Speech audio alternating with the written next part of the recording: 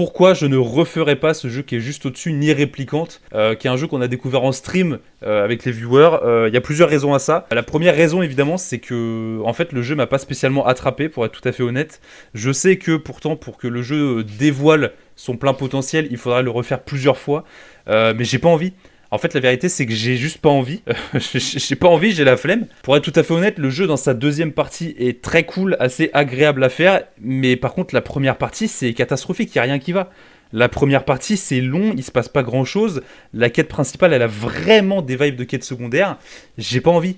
J'ai juste pas envie de le faire en fait. Alors je sais ce que vous allez me dire. Vous allez me dire oui, mais justement, quand tu refais le jeu, en fait, tu reprends directement à la deuxième partie et tu fais pas la première partie. Ok, certes, mais en fait, il y a un moment où le jeu m'a pas accroché. Le jeu m'a pas accroché. Je peux pas dire que c'est une masterclass quand 50% du jeu je me suis fait chier.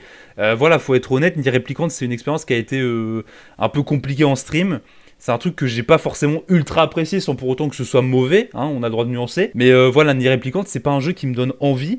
J'ai pas envie de le refaire 4 à 5 fois pour avoir tout le lore, je suis désolé. En fait, moi je considère que le jeu, s'il est pas capable de me faire une bonne narration en y jouant une seule fois, bah, c'est qu'il y a un problème. Donc voilà, Nier Replicant, tout ça pour dire que je le referai pas.